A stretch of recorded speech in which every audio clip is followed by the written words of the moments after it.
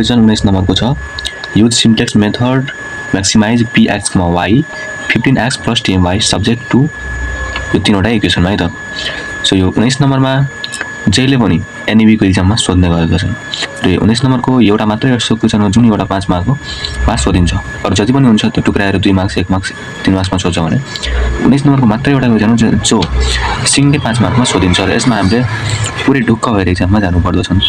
That's why धेरै साथीहरुले यसमा confuse हुने भएको हुनाले मैले यसको एउटा सानो भिडियो तपाईहरुको लागि बनाएर ल्याएको छु। सो हेरौँ। सबभन्दा पहिला हामीले तीनवटा इक्वेसन जुन दिएको छ यो तीनवटा इक्वेसन हामीले छुट्टा छुट्टै लेखिसकेका छौं। हेर 5x + 2y 4x + 3y अनि यो त के हैन यो पोजिटिभ हुनुपर्छ भनेर भनेका र एउटा कुन इक्वेसनलाई म्याक्सिमाइज गर्ने त हैन। सो कुन इक्वेसनलाई म्याक्सिमाइज गर्ने भने यसलाई 15x + 10y लाई म्याक्सिमाइज गर्नुपर्ने हो। यसलाई सब्ट्र्याक्ट गर्नुपर्ने हो भने हामीले s = केही कन्स्ट्यान्टलाई जस्तै कि p अथवा z अथवा कुनै पनि कन्स्ट्यान्टलाई लेट गर्छु। जस्तै कि मैले यहाँ लेट z गरेको छु है त। अब यो सबै इनइक्वालिटीहरुलाई इक्वल पार्नको लागि हामीले केही स्ल्याक भेरिएबल जोड्नु पर्छ है त। सो स्ल्याक भेरिएबल भनेको के हो भने यस्तो भेरिएबल जसले कुनै पनि इनइक्वालिटीलाई इक्वल पार्छ। जस्तै कि यहाँ हेर त यो 4 < 5 छ है त। सो 4 + समथिङ गर्यो भने चाहिँ यो इक्वल हुन्छ। सो a भनेको चाहिँ स्ल्याक भेरिएबल भयो के त्यति कुरा जान्नु पर्छ हामीले। सो हामीले यता p q लाई स्ल्याक भेरिएबल भनेर जोडेका छौं र इक्वल बनाएका छौं। यो दुईवटाले इक्वल बनाए। तेस्रो कुरा हामीले यसमा खासमा स्टुडेन्टहरु यसमा कन्फ्युज हुने गर्दछ कि 15x + 10y = हामीले z लेट गरेका छौं तर z जुन छ यसलाई हामीले पोजिटिभ बनाउनु पर्छ नि त। सो यसलाई पोजिटिभ बनाउनको लागि हामीले z को ठाउँमा z कै साइडमा यो दुईटैलाई सब्जेक्ट गर्नु पर्दछ। नभए z लाई अलि यो साइडमा गरेर z लाई माइनस बनाइदियो भने चाहिँ हाम्रो खेल खतम। यतै हाम्रो पुरै हिसाब बिग्रिन्छ। सो दैट हामीले z को साइडमा यो दुईटैलाई लग्यो भने दुईटै माइनस हुन्छ -10 र -15 हेर। सो हाम्रो यो तीनवटा इक्वेसन रेडी भयो है त। सो अब तल हामीले अरेन्ज गर्नु पर्छ। जस्तै कि 5x + 2y p छ भने 1 * p र q र z छैन भने 0 * q र 0 * z। यो 0 भइहाल्छ त्यसको कुनै अर्थ हैन। त मिलाउनको लागि हामीले टेबलमा पढ्नको लागि हामीले यस्तो गर्नु परेको छ र यस्तो गर्नै पर्छ। सो तल गएर त 4x + 3y अब p छैन भने 0 * p q छ भने 1 * q र z छैन भने 0 * z गर्ने हो। त्यसै गरी -15x -10y अनि 0 * p 0 * q र 1 * z गरेका छन्। ल अब चाहिँ हामीलाई एउटा इनिशियल टेबल बनाउनु पर्दछ के यो बेसिक भेरिएबल भयो b भनेको बेसिक भेरिएबल p q हो हाम्रो र अब सबैको कोएफिसिएन्टहरु यता भर्नु पर्ने हो कि जस्तो कि x को कोएफिसिएन्ट के हो y को कोएफिसिएन्ट के हो p q z त्यसैगरी RHS सबैको टेबल बनाइसकेपछि जस्तो कि भयो त x को कोएफिसिएन्ट 5 अनि 4 अनि -15 यस्ता गर्दै गर्दै 2 3 -10 2 3 -10 भनेपछि हामीले सब भरेर हामीले एउटा लास्ट कलममा यो भयो हाम्रो लास्ट कलम है त। So last row. So last रोमा हामीले हेर्नु पर्छ सबभन्दा मोस्ट नेगेटिभ इन्ट्री कुन हो सबभन्दा बढी माइनस भएको नम्बर कुन हो है त। सो मोस्ट नेगेटिभ इन्ट्री यो हो -15 र -10 मा ठुलो कुन हो -15 हो भनेपछि सबभन्दा कम कुन हो -15। सो मोस्ट नेगेटिभ इन्ट्रीलाई हामीले लिनु पर्दछ। So since -15 is most negative entry in the last row यो चाहिँ हाम्रो लास्ट रो हो र अब लास्ट रोमा के गर्नु पर्छ सो फर्स्ट को यो गर्नु पर्छ त 15 चाहिँ कुन कलममा यो फर्स्ट कलम सेकेन्ड कलम थर्ड कलम फोर्थ फिफ्थ सिक्स्थ। सो यो त फर्स्टै कलममा हो। सो फर्स्ट कलममा पर्दछ। अब फर्स्ट कलमको दुईवटा नम्बर छ नि यो RHS सँग यसमा डिभाइड गरेर है त 10 मा आधी हामीले 5 ले डिभाइड गर्यो भने हामीले 2 पाउँछौं अनि 12 मा 4 ले डिभाइड गर्यो भने हामीले 3 पाउँछौं। सो यो दुईटै मध्ये कुन कम हो त 2 कम हो। सो obviously हामीले कम वाला कुरा गर्छौं यसमा। सो 2 कम हो भने 2 वाला कुन हो माथिको। सो यो भयो हाम्रो यसको एलिमेन्ट छ 5 छ 5 बाइ व्हाट एलिमेन्ट भयो फेरि बुझ। सबभन्दा पहिला त हामीले एउटा रो छान्छौं सबभन्दा कम भ्यालु भएको वाला नेगेटिभ इन्ट्री छ -15 र 10 मा सबभन्दा कम कुन हो -15 हो। अनि पोजिटिभ भयो 15 ठुलो हुन्थ्यो तर अहिले चाहिँ दुईटा मध्ये कुन ठुलो हो त कुन सानो हो त -15 सानो हो। सो -15 वाला जो रो छ यो चाहिँ हाम्रो पाइभट रो भयो र यो जुन छ नि यो हाम्रो पाइभट कलम भयो। पाइभट कलम भइसकेपछि यो कलममा सबभन्दा यो RHS सँग डिभाइड गरेर र सबभन्दा कम आउने एलिमेन्ट चाहिँ पाइभट एलिमेन्ट हुन्छ। ल यो कुरा बुझ्यो। सो हाम्रो यो 5 छ यो पाइभट एलिमेन्ट छ र अब एउटा कुरा हाम्रो नियम छ जुन पाइभट एलिमेन्ट आइसकेका छन् त्यसलाई हामीले ओन बनाउनु पर्छ सबभन्दा पहिला सो यो 5 लाई ओन बनाउनको लागि हामीले के गर्नुपर्छ कुनै पनि नम्बर छ जस्तै 5 छ भने 5 लाई ओन बनाउनको लागि के गर्छौं हामीले 5 ले डिभाइड गर्छौं सो 1/5 गर्छ सो अलिकति यसलाई रिलेट गराउनु पर्न सक्नुपर्छ के जस्ट सो r1 थियो त्यो r1 लाई r1 * 1/5 गर्यो भने चाहिँ त्यसले यो के हो यो r1 हो यो r1 r2 r3 हो सो r1 मा यो पनि पर्दछ सो हामीले समग्रमा हेर्नु पर्छ के एउटाले मात्र हेरेर पुग्दैन यो रोलाई नै पुरै हेर्नु पर्छ सो यसमा हामीले 5 लाई ओन बनाउनको लागि यो r1 मा पर्दछ सो r1 जहिले पनि हामीले एउटा r1 र r1 ड्याश लगाएर r1 * 1/5 गर्नुपर्छ हामीले जुन कुरामा लगाउँछौ त्यही कुरा लेख्नु पर्छ नि यहाँ जस्तै कि हामीले अर्कोमा पनि हेरौँ r2 मा लगाउँछौ भने r2 r3 मा लगाउँछौ भने r3 सुरुमा अनि पछि सोच्छौ कि हामीले के गर्नुपर्छ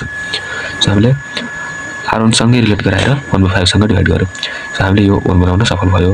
यो ओन बनाए सबमा 5 ले डिभाइड गर r1 मा भएको जति पनि एलिमेन्ट छ सबमा 5 ले डिभाइड गर र अरु सबलाई जस्ताको जस्तै छोडौ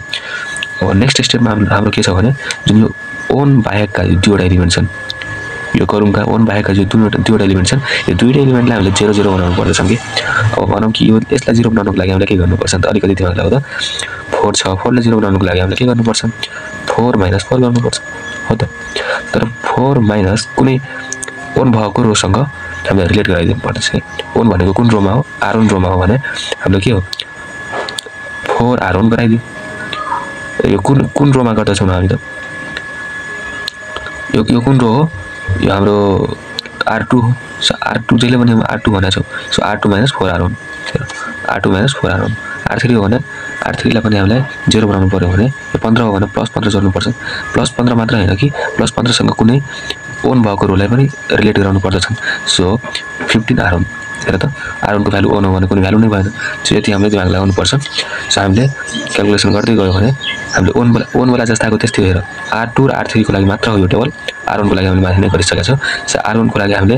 जस्ताको त्यस्तै सार दिने छौं र r2 र r3 को लागि हामीले क्याल्कुलेसनमा विस्तारै गर्छौं नभए यता मिस्टेक हुन सम्भावना अलि बढी हुन्छ सो हामीले अब यता माइनस त अलरेडी छ फेरि यो के हो भने हाम्रो उद्देश्य के हो भने चाहिँ यो लास्ट रोमा चाहिँ हैन नेगेटिभ आउनु हुँदैन के सो फेरि यहाँ नेगेटिभ आइसक्यो भनेपछि हामीले फेरि देखि गर्नुपर्छ अब यसमा हेर त सबभन्दा सानो नम्बर कुन हो त भन त सबभन्दा सानो नम्बर त यो -4 र एउटा कुरा मैले भन्न के बिर्से भने जस्तो कि पाइभट एलिमेन्ट भएको रोमा चाहिँ हामीले यो बेसिक भेरिएबललाई चेन्ज गर्नु पर्दछ के जस्तो कि हामीले पाइभट एलिमेन्ट हाम्रो यता 5 हो भने यो फर्स्ट रोमा हो र यो x सँग रिलेटेड भएको हुनाले चाहिँ हामीले x चाहिँ फर्स्ट रोमा आएर इन्टरचेन्ज गर्नु पर्दछ त्यस्तै यदि यो एलिमेन्ट यता भएको भए अथवा यो सेकेन्ड रोमा भएको भए यता x आउँथ्यो के त्यसै गरी हामीले यता हेरौँ त अब त पाइभट एलिमेन्ट यो रोमा आउँछ है त सो -4 चाहिँ सबभन्दा मोस्ट नेगेटिभ इन्ट्री यो चाहिँ हाम्रो के भयो त पाइभट कलम भयो अब यसमा हामीले के गर्नु थियो भने RHS मा डिभाइड गरौँ RHS मा यो लिएर डिभाइड गर्यो भने सबभन्दा सानो नम्बर जुन आउँछ त्यही पाइभट एलिमेन्ट हुन्छ सो हामीले यो लिएर डिभाइड गर्यो भने यहाँ 5 पायौ त्यसैगरी यो 4 मा यो लिएर डिभाइड गर्यो भने हामीले 2.85 पायौ भने सबभन्दा कम भएको वाला हाम्रो पाइभट एलिमेन्ट हुन्छ सो हाम्रो 7/5 पाइभट एलिमेन्ट भयो 7/5 पाइभट एलिमेन्ट भइसकेपछि यो y मा हो y भएको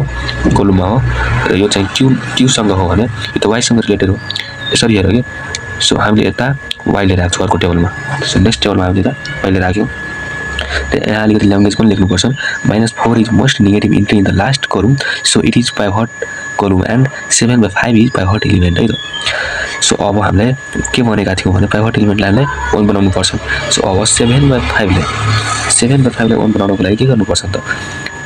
त गुणा गर्नुपर्छ 5/7 है त सो 5/7 ले गुणा गर्यो भने हामीले 1 पाउँछौं सो यसलाई हामीले हेर अब पहिला त पाइभट एलिमेन्ट भएको रोलाई मात्र हेर्ने हो जसलाई हामीले 1 बनाउनु पर्दछ सो r2 भएको r2 मा पाइभट एलिमेन्ट हो भने r2 लाई मात्र लगाऊ एउटा r2 मा r2 * 5/7 गर्यो भने चाहिँ हामीले 1 पाउँछौं हेर त सो हामीले यो r1 र r3 ले जस्ताको त्यस्तै छोरा छौ जस्तै कि त 1 2/5 1/5 यसमा 0 - 4 3 यो चाहिँ जस्ताको त्यस्तै हो र हामीले r2 मा मात्र फोकस गर्ने हो भने सबमा 7/5 ले मल्टिप्लाई गर्दै गएको छ यसमा गर्यो भने 0 को 0 नै हुन्छ यसमा गर्यो भने हामीले हेर त 7/5 इन्टु 5/7 गर्यो भने हामीले 1 पाउँछौँ सो 1 पायो र क्याल्कुलेटरमा गर्दै गयो भने चाहिँ हामीले -4/7 5/7 0 2 20/7 पाउँछौँ अब हामीले फर्स्ट उद्देश्य भनेको हामीले ओन भनिसक्यो अब ओन भइसकेपछि यो बाहेकका दुईवटा जुन एलिमेन्ट हुन्छ यो दुईटाले 0 बनाउने उद्देश्य हाम्रो हो कि R1 र R3 मा हामीले के लगाउनु पर्छ भने अब 2/5 हो भने 2/5 लाई हामीले 0 कसरी बनाउन सक्छौँ 2/5 माइनस गर्नुपर्छ हो त हो कि हैन सो 2/5 हाम्रो कुनमा पर्छ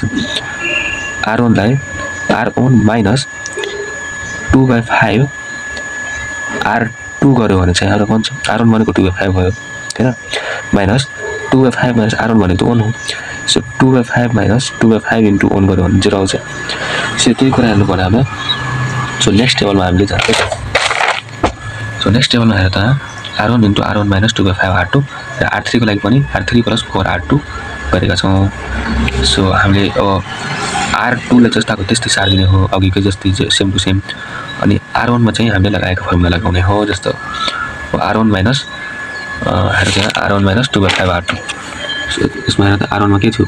1 माइनस 2/5 1 माइनस 2/5 R2 मा 0 थियो सो 1 माइनस